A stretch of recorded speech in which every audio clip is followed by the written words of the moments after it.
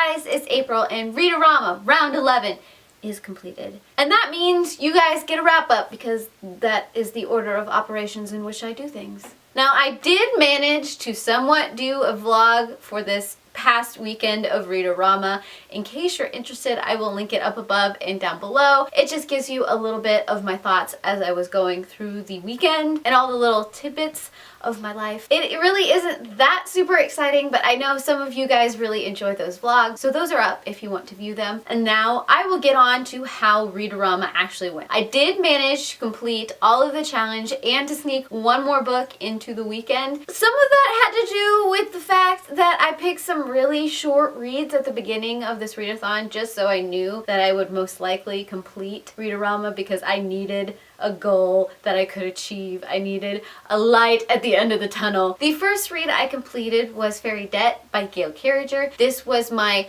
read 3 books challenge. This is a little short story about a fairy who has to complete her mother's debt because unfortunately her mother died before she could repay this debt. And in the process of repaying this debt, the fairy gains her wings and it's beautiful and it's magical and it's sassy just like Gail Carriger always is. I thought it was kind of adorable and I liked the little tie-in of the Brothers Grimm. It just made me happy. The second read that I completed was Lullaby by Jonathan Maberry. This completed my fall inspired read. Most people, when they think fall, they think of autumn colors. When I think fall, I think of Halloween and just creeping myself out. So Lullaby was my fall inspiration in that sense. It is a ghost story about a couple who moves into this new home. They bring a new baby into the world and things start to happen. This read follows the very stereotypical ghost story fashion. There wasn't anything epic or new about the story. It was very atmospheric. I appreciated that, but it wasn't anything brand new in the ghost genre. It was just kind of there. The third read that I completed was Steelheart by Brandon Sanderson. This was my TBR pool. I've been meaning to get to the Reckoner series for ages. It's nearly the last of Brandon Sanderson's work that I haven't gotten to yet, so I was kind of excited when this one came out of the jar. This is the story of David, who lives in a world where superpowered human beings have pretty much taken over. They formed a dictatorship. Life isn't that good for normal human beings. They kind of just have to fall into line, but David has made it his life mission to seek revenge for his father's death. In the process of trying to seek revenge, he starts following this group called the Reckoners, whose mission is to bring down these epics or these superhumans. And of course, in the process of David searching out these Reckoners, a lot of things happen. I went into this read not really expecting to truly enjoy it because it is a superhero read. I'm not hugely into the superhero story arcs,